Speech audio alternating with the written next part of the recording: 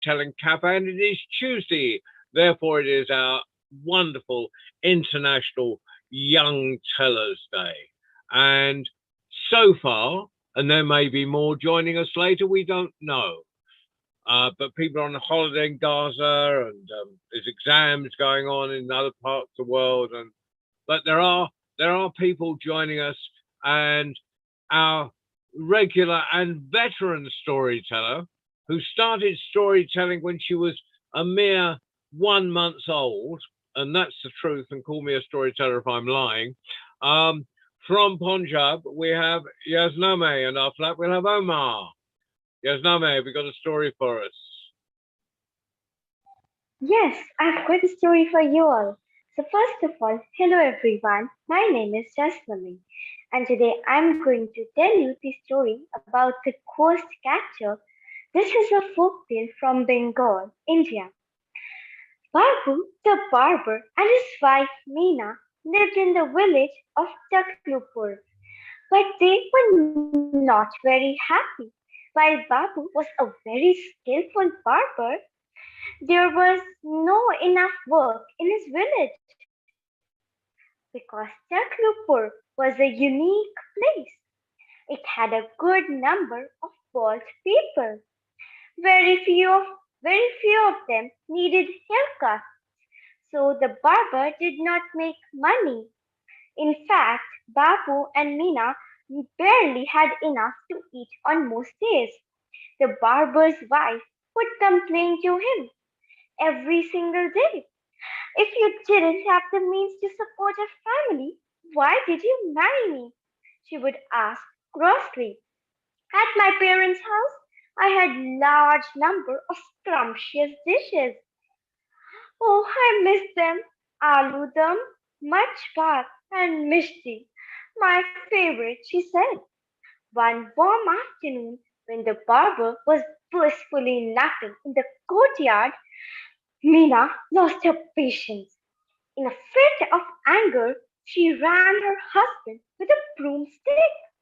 She chased him all over the house, yelling, "You lazy fellow! You are are you going to find a job that pays, or you're just gonna go on a nap?" "Meena, listen, I have some clever ideas," tried to say Babu. But Meena interrupted him. "What? Clever ideas? What should I do with your clever ideas? Eat them with the rice?"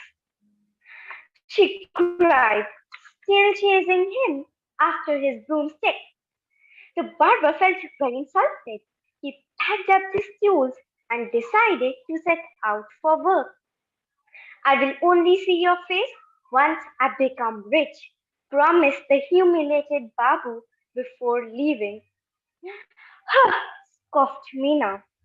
As the barber did not have much hope of finding work in his own village, he decided to try his luck in the other village. When he entered Keshpur, he was delighted to see the village people. The people of Keshpur had lots and lots of hair: straight hair, curly hair, short hair, long hair, thin hair, and thick hair. It was Barber's dream come true. Babu was so confused that he was about to make a fortune in Keshpur. He stopped and offered his services to a man, sporting a very look unkempt beard. The man laughed out loud and said, "My dear fellow, in Keshpur we believe here is a divine. It's a divine gift by the god. Surely we won't go cutting it around. We can't cut our divine gifts, would we?" And so that disappointed barber decided to go to the next village instead of this one.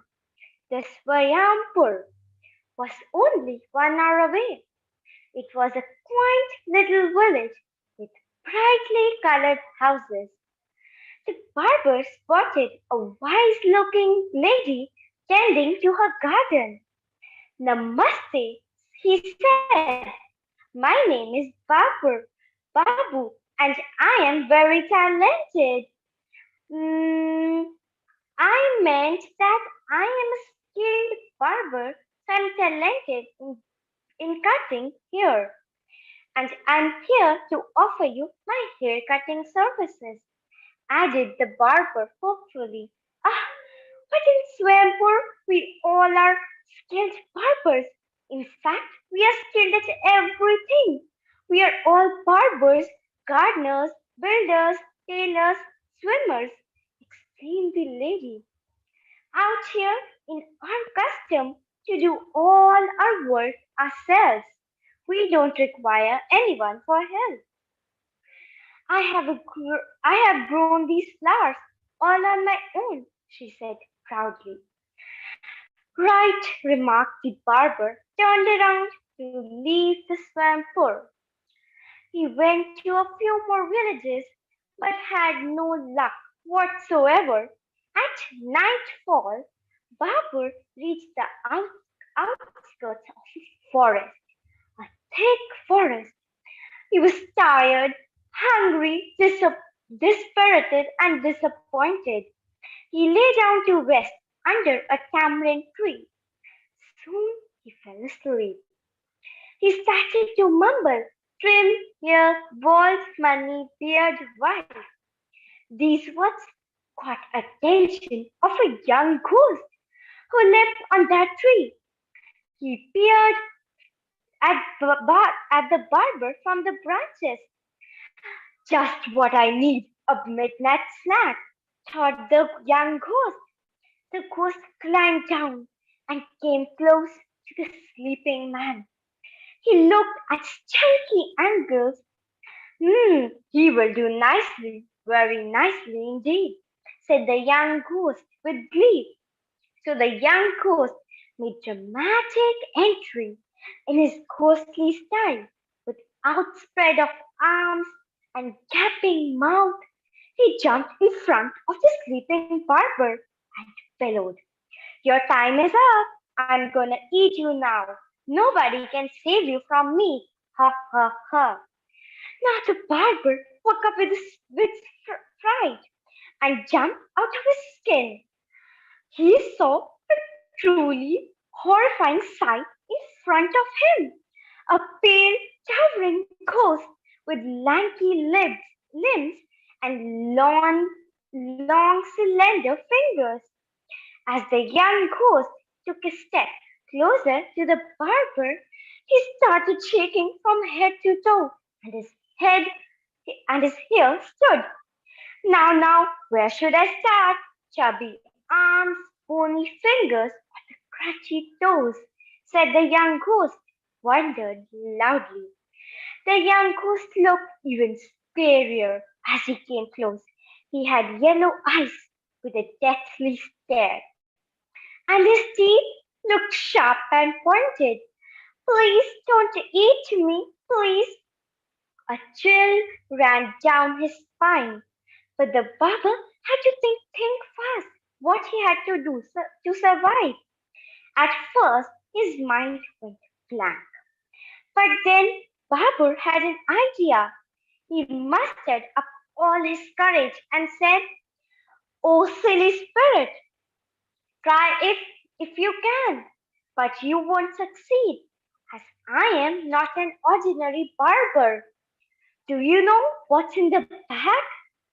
The ghost looked confused, and Babu continued, "I have trapped many ghosts inside this bag, and they were bigger, heavier, and scarier than you."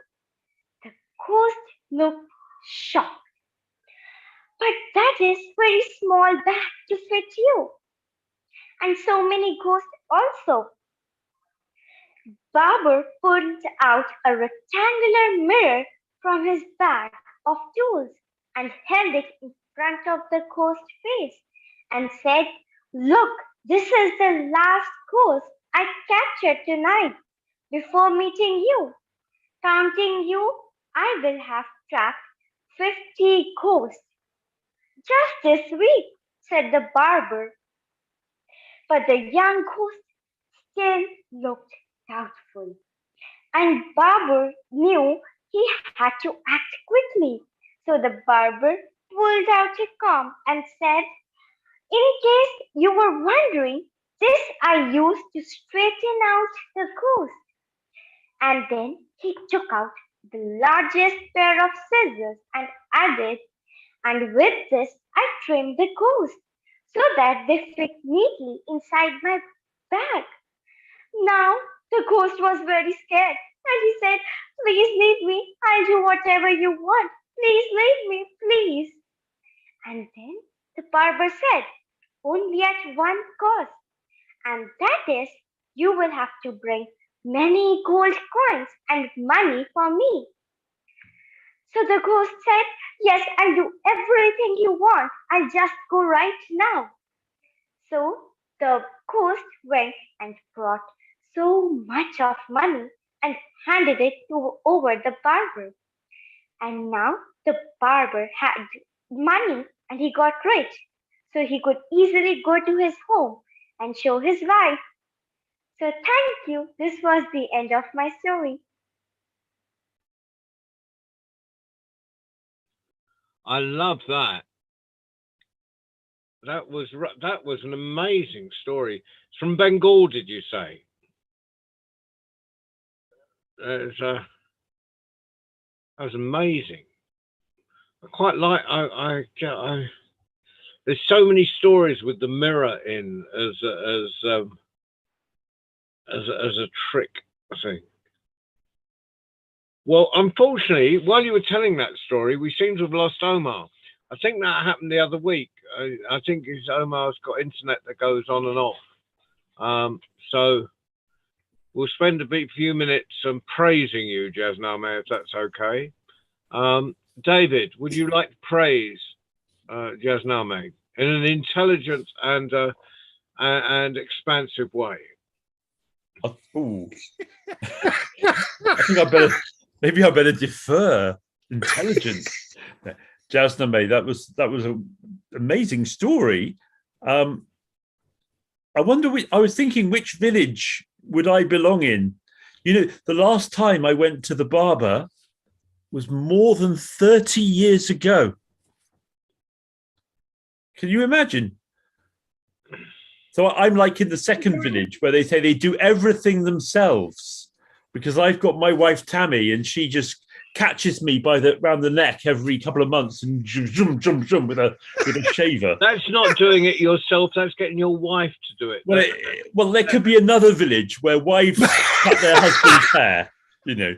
But poor barber, I'm feeling sorry for him now. Maybe I should give barbers some employment. There are so many barbers in the streets these days. He's got sacks full of gold on account of the fact that he, you know, outwitted the ghost.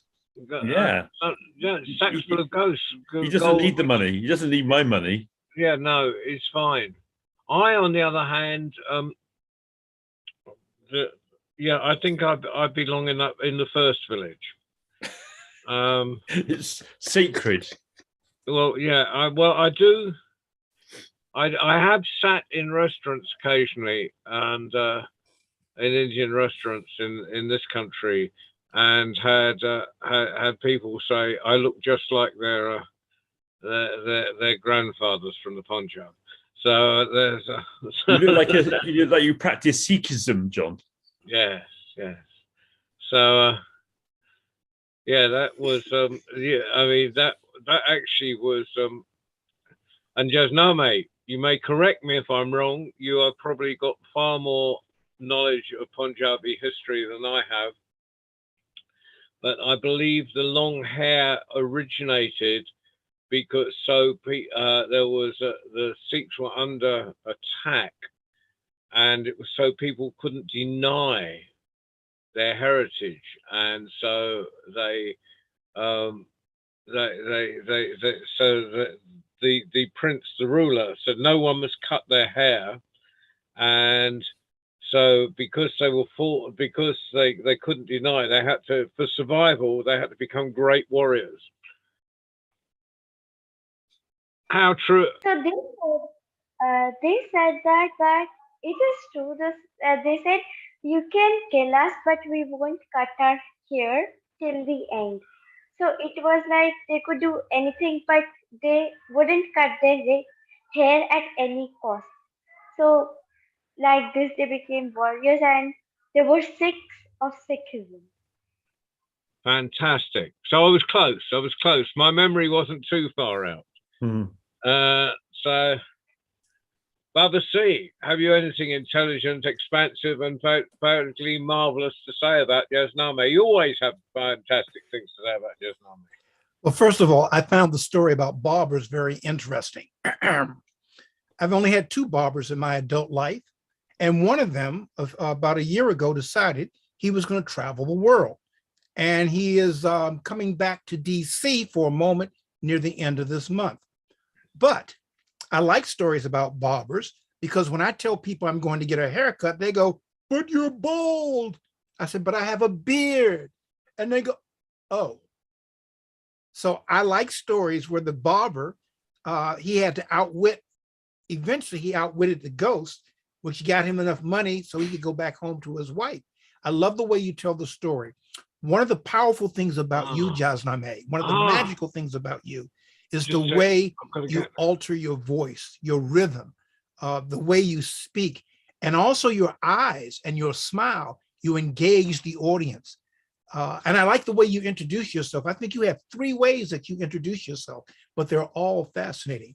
So thank you. My only complaint is I can never get enough Jasname, Princess Jasname story. Erica. Erica, yes. You're with us. Hello, Erica. Hello, John. Welcome back. Welcome back. Thank you. So thank you, Princess Jasname, and hello, Princess Erica. Hello, Baba C. How are you? I am magnificent. Thank you for asking. I trust you are as well. So I put my kufi back on. I don't want to blind people with the light shining off my head. Now, Erica, it's so good to have you back. Have you had exams or been traveling or?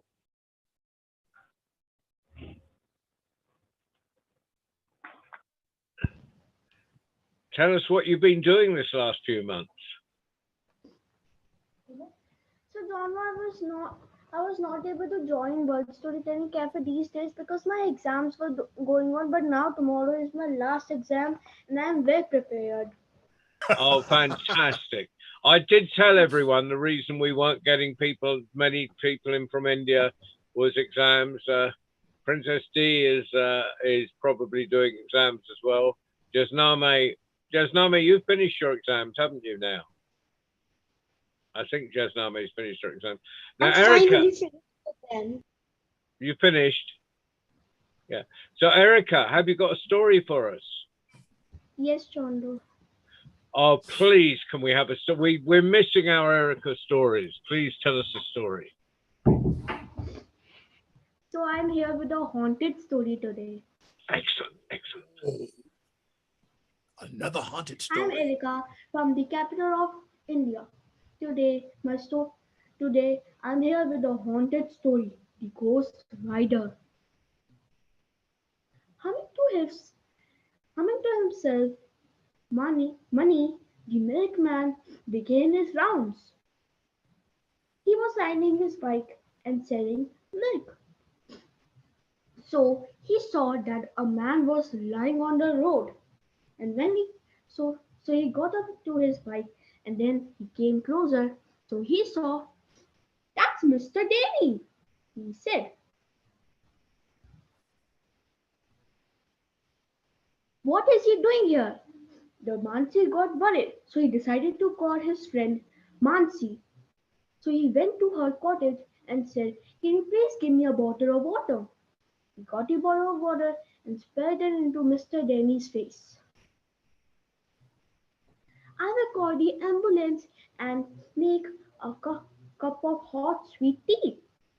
So she went back to her cottage, and when Mansi was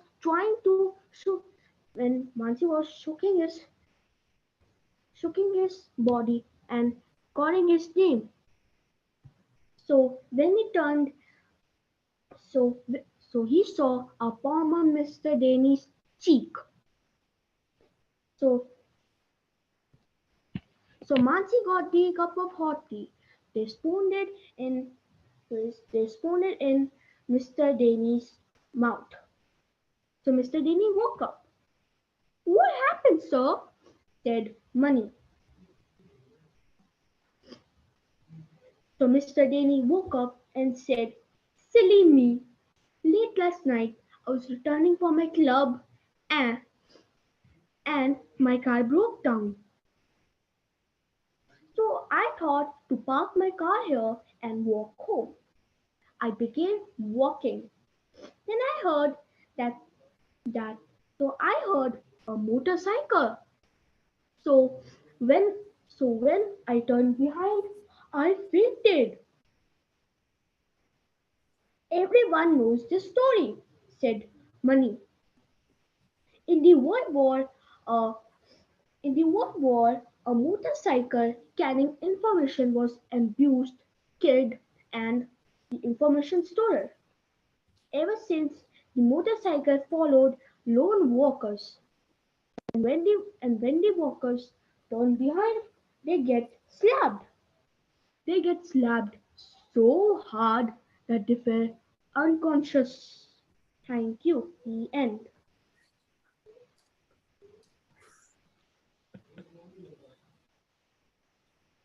John, you're muted.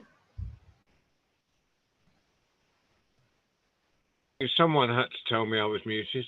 That was brilliant, and I find ghost stories really difficult to tell. So, well done, and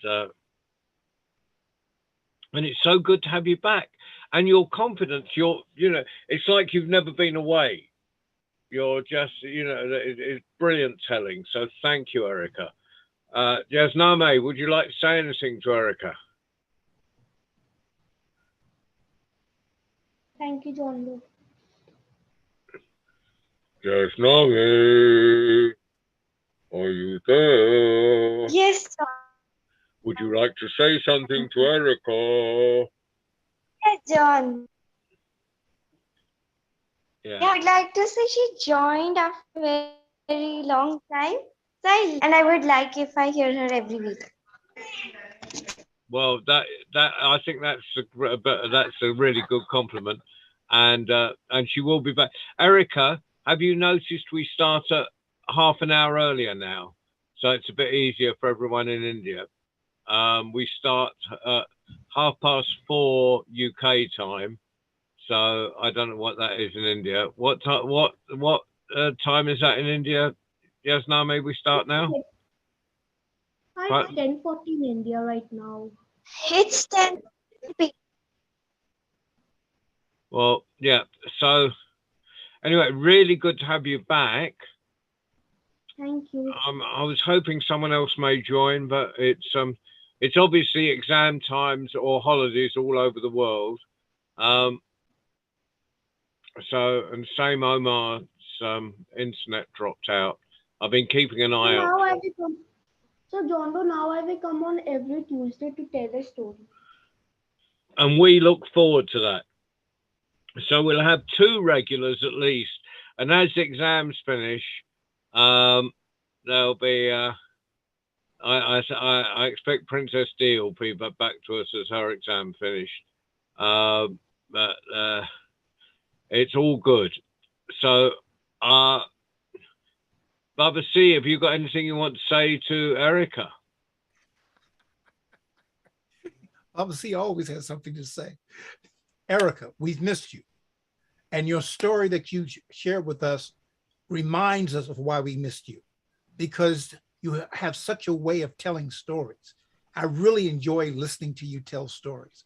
So please join us whenever you can, because between you and Jasname, I know the princesses are going to make my day, and also Princess D as well. So thank you for rejoining us, and I look forward to hearing more stories from you. Thank you, Baba C.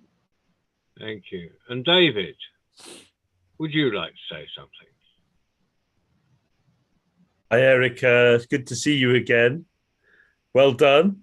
Like John said, you're just such a confident storyteller, and it was really I like the expression in your voice and the characters. David. And I've got one word for you. Here it is. Sorry, he's Amazing. he's performing live to the world. I just have to interrupt him. David. Amazing. Amazing. Thank you, everyone. David, I think you're being. I think you're at last to the bank. Well, He's on mute again. no, that's fine. Erica, that was wonderful as always. Now there was just two of you this week, but we know why. But it's so good. It's so good to have you back. And just Name, please keep coming to us forever. Well, apart from in a few months' time, you're coming to England, aren't you? Just in June. But and that's, oh yes, there's what's coming up. So I knew there was something this Friday. We have stories for children, 6 o'clock UK time, which from Sarah Lloyd Winder. Saturday at some point. Now we're probably going to have a poet on live, provide from the cafe in Marrakesh. We're in the middle of negotiating that, but I'll just tell you their name in a minute. Or maybe Ali, can you tell me the name of the poet? Maybe not. Just a sec, I've got to. I'll have a look. But Sunday. Is that Zaire? No, it's an English poet that's being provided by the British Council. So let me just have a look.